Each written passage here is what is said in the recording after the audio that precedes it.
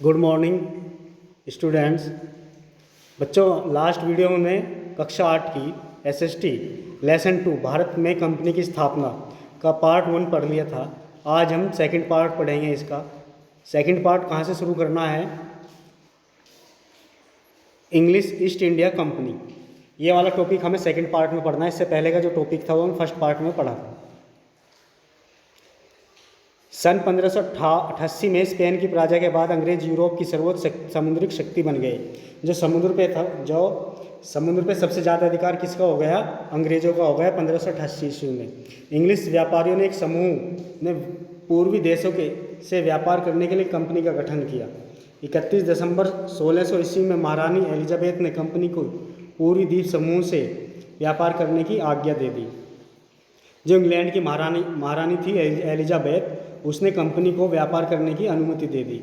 सन 1612 ईस्वी में captain Hawkins ने महारानी की आज्ञा से सूरत में एक फैक्ट्री स्थापित की। कैप्टन हॉकिंस ने सूरत में एक फैक्ट्री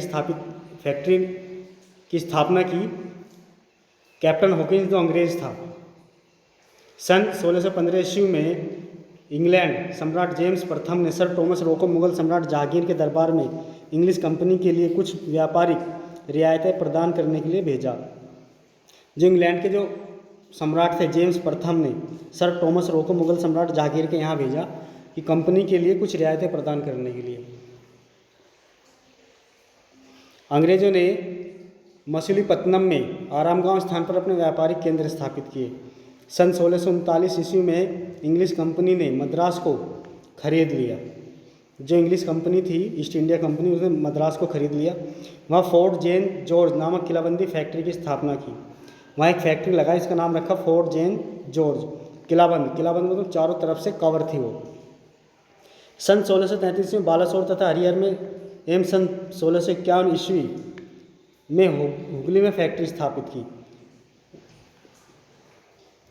मद्रास की फैक्ट्री के बाद उन्होंने बालासोर, हरिहर एवं हुगली में फैक्ट्री की स्थापना की। सन 1661 ईस्वी में ब्रिटिश कंपनी ने बम्बई द्वीप को सम्राट चार्ल्स द्वितीय से मामूली किराए पर लेकर सन 1668 ईस्वी में किलाबंद कर लिया।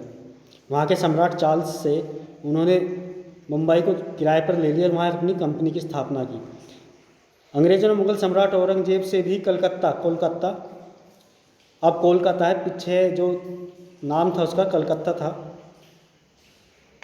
में फैक्ट्री स्थापित करने की अनुमति प्राप्त कर ली।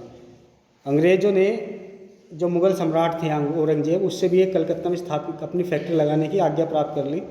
सन 1717 ईस्वी में कलकत्ता, मद्रास और मुंबई में की प्रेसिडेंसी ने मुगल सम्राट फर्रुखसियार के दरबार में एक संयुक्त अधिवेशन भेजकर 3 फरमान प्राप्त किए। इन फरमानों द्वारा ब्रिटिश कंपनी को बंगाल में मुक्त रूप से व्यापार करने तथा कलकत्ता के आसपास बसने का अधिकार मिल गया। उन्होंने क्या किया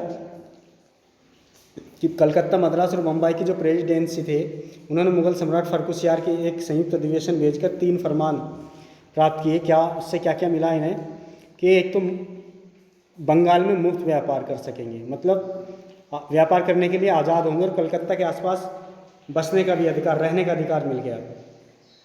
कंपनी ने तीव्र दर से प्रगति करते हुए भारत के अन्य सभी प्रतिद्वंदियों शक्ति के प्रभाव को समाप्त कर भारत की अस्थिर राजनीतिक दशाओं का लाभ उठाया तथा ब्रिटिश शासन की स्थापना करने में सफलता प्राप्त की। इस प्रकार अंग्रेज व्यापारियों की भांति भारत आए, किंतु कालांतर में देश के स्वामी बन बैठे। अंग्रेज जो शुरू में आए थे केवल व्यापार करने के लिए भारत में आए थे, और अब बाद में वो क्या हो गया कि वे भारत के स्वामी बन बैठे, भारत पर अपना अधिकार कर लिया। क्या आप जानते हैं जॉब चरनोक ने कलकत्ता के सुतनाती नामक स्थान पर एक फैक्ट्री बनाकर कलकत्ता की नींव डाली थी। सन 1698 ईस्वी में किलाबंद करके फोर्ट विलियम नाम दिया था। जॉब चरनोक ने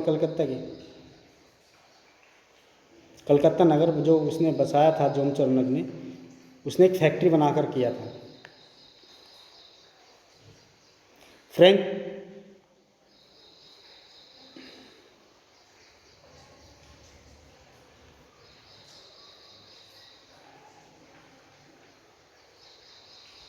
क्या आप जानते हैं फैक्ट्री का आशय उद्योग अथवा कारखाने से, जो अंग्रेजों की जो फैक्ट्री थी उसका आशय केवल उद्योग कारखाने से नहीं था, किंतु उस इमारत से था जहाँ माल रखने के लिए गोदाम, जो भारत से माल खरीदते थे वे, उसके लिए गोदाम, रिकॉर्ड रखने के लिए कार्यालय और कंपनी में नौकर व कर्मचारियों के लिए रहने का क्वार्टर आदि होते थे। इसे फैक्ट्री इसलिए कहा जाता था क्योंकि इसके अधिकारियों को फैक्टर कहा जाता था। ये फैक्ट्रियाँ प्रायः किलाबंद होती थी, जिससे भारत अथवा प्रतिद्वंदी व्यापारिक कंपनियों से सुरक्षित रह सके। जो उन्होंने फैक्ट्री बनाई वे चारों तरफ से कवर्ड होती थी, चारों तरफ से दीवार गेट लगे होते थे, जिससे वो फैक्ट्री भारतीयों से और जो उनके व्यापारिक प्रतिद्वंदी जैसे फ्रांसीसी, डच, इनसे सुरक्षित रह सके। उसके बाद आए French east India company. French east India company की स्थापना 1664 ईस्वी में हुई थी। दिसंबर 1667 ईस्वी में कंपनी के डायरेक्टर जनरल फॉरेंस केरन सूरत में प्रथम फ्रांसीसी फैक्ट्री की स्थापना की थी। जो फ्रांसीसी की प्रथम फैक्ट्री लगी थी वो 1667 ईस्वी में लगी थी सूरत में। दूसरी फैक्ट्री मुरलीपत्तन में स्थापित की थी। फ्रांसीसी मार्टिन भारत में फ्रेंच कंपनी का वास्तविक संस्थापक था। जो फ्रांसीसी था, जो मार्टिन, उसने फ्रांसीसी कंपनी लगाई थी। उसने बीजापुर के शासक की अनुमति से पांडिचेरी में एक बस्ती की स्थापना की। फ्रांसीसी ने पूर्वी तट पर चंद्रनगर, बालासोर, कासिम बाजार एवं पश्चिमी तट पर माही की बस्ती में स्थापित की। सन 1739 ईस्वी में उन्होंने कोरोमंडल तट पर फेराइकल की स्थापना की। फ्रेंच कंपनी का मुख्यालय पांडिचेरी में था। इसका नौसैनिक अड्डा हिंद महासागर में स्थित मॉरिशस व यूरोपीय द्वीपों पर स्थित था। यद्यपि फ्रांसीसी लोग सबसे अंत में भारत आए थे। फ्रांसीसी अंग्रेजों के बाद, मतलब सबसे लास्ट में भारत आए थे व्यापार करने के लिए। तथापि यहाँ पर वे अंग्रेजों की एकमात्र प्रतिद्वंदी थे। अंग्रेजों की जो होड़ थी, अंग्रेजों की प्रतिद्वंदिता थी, वो केवल किससे थी? फ्रांसीसियों से। दोनों कंपनियों के मध्य प्रतिद्वंदिता के कारण ही भारत में कर्नाटक के 3 युद्ध हुए। दोनों कंपनी अपने अपने अधिकार जमाने के लिए की होड़ में उन्होंने क्या किया कि कर्नाटक में उन्होंने 3 युद्ध हुए। भारत में ब्रिटिश शासन की स्थापना। भारत में ब्रिटिश शासन की स्थापना क्या हुआ? अंग्रेजों का भारत विजय अभियान दक्षिण से प्रारंभ हुआ। दक्षिण से शुरू करा था उन्होंने। सन 1748 में हैदराबाद के निजाम की मृत्यु के बाद वहाँ उत्तराधिकारी के लिए युद्ध हुआ। 1748 में हैदराबाद के निजाम की मृत्यु में वहाँ उत्तराधिकारी कौन बने, इसके लिए युद्ध हुआ। ऐसी एक अन्य प्रतिद्वंदिता अकाट के नवाब के पुत्रों के मध्य भी हुई। जो अकाट था, वहाँ के नवाब के पुत्रों के मध्य भी ऐसी प्रतिद्वंदिता की कौन उत्तराधिकारी बने। दोनों ही परिस्थितियों में फ्रांस तथा अंग्रेजों ने परस्पर विपक्षी गुट का साथ दिया। दोनों ने, अंग्रेज और फ्रांसीसी ने क्या किया कि एक तरफ तो अंग्रेज हो गए, एक दूसरी तरफ फ्रांसीसी हो गए। पांडिचेरी के गवर्नर डुप्ले के नेतृत्व में हुए कर्नाटक के द्वितीय युद्ध 1749-54 के बाद फ्रांसीसी अपने उम्मीदवारों को हैदराबाद तथा अकाट के सिंहासनों पर आसीन करने में सफल हुए। जो फ्रांसीसी थे, पहले तो वे जीत गए दोनों युद्धों में और उन्होंने अपने उत्तराधिकारी को सिंहासन पर बैठाया। इस युद्ध के 2 वर्ष पूर्व कर्नाटक के प्रथम युद्ध सन 1746 और 48 में डुप्ले के अकाट के नवाब अनवर उद्दीन के विरुद्ध विजय प्राप्त की थी। सैन्य दृष्टि से तो एक छोटा सा युद्ध, किंतु इसके ऐतिहासिक महत्व अत्यधिक था। द्वितीय विजय से डुप्ले महत्वाकांक्षा बढ़ गई थी। किंतु 1752 ईस्वी में ब्रिटिश ईस्ट इंडिया कंपनी के एक कर्मचारी रॉबर्ट क्लाइव के हस्तक्षेप ने अंग्रेजों के अकाट को फ्रांसीसियों से छीन लिया। उन्होंने क्या किया कि अंग्रेज अधिकारी था कर्मचारी रॉबर्ट क्लाइव, उसके हस्तक्षेप से अंग्रेजों ने अकाट को फ्रांसीसी से छीन लिया और अपने उम्मीदवार को सिंहासन पर बिठाया। कर्नाटक के द्वितीय युद्ध 1756-60 में पुनः सफल होने के पर ब्रिटिश भारत में सबसे मजबूत शक्ति बन गई। बाद के जो 2 युद्ध हुए उन्होंने अंग्रेजों ने जीते, जिससे क्या हुए कि ये भारत में एक मजबूत शक्ति बन गए। सन 1757 ईस्वी में फ्रांसीसी लोग अंग्रेजों के साथ चंद्रनगर को हार बैठे। इस वर्ष प्लासी के युद्ध में मिली विजय के बाद भारत ने अंग्रेजों में ब्रिटिश साम्राज्य की नींव पड़ी।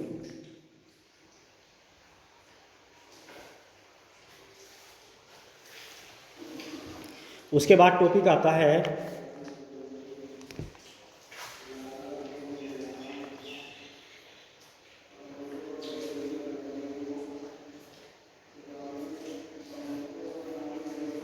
प्लासी का युद्ध सन 1757 ईस्वी।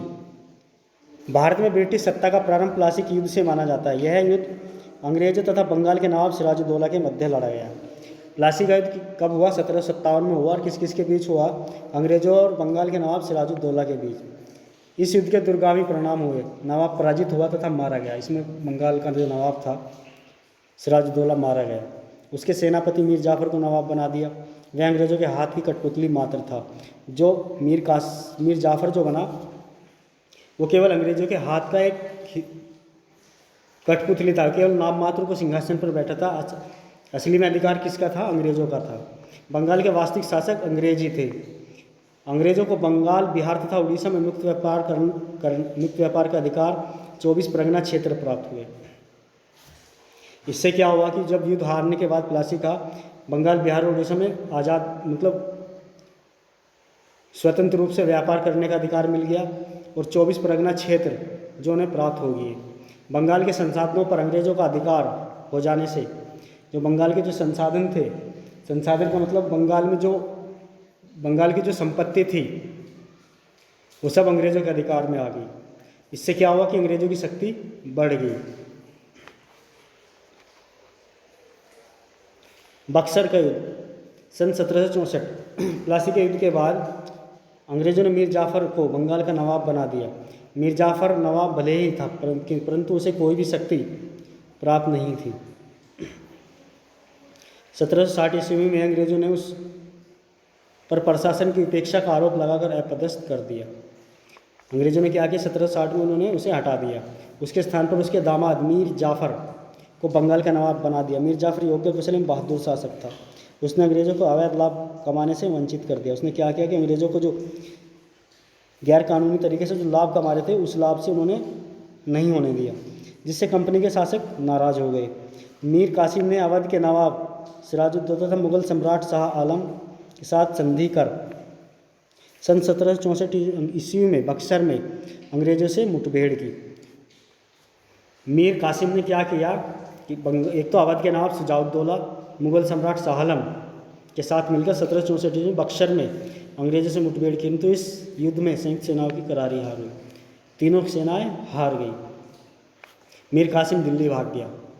नवाब सिराजुद्दौला शाह आलम ने समर्पण कर दिया। इस युद्ध ने अंग्रेजों को सूबे के उत्तर पश्चिम सीमांत तक नियंत्रण करने का अवसर प्रदान कर लिया। तो बच्चों ये था इस लेसन का सेकंड पार्ट। इसका थर्ड पार्ट हम नेक्स्ट वीडियो में पढ़ेंगे। Thank you very much.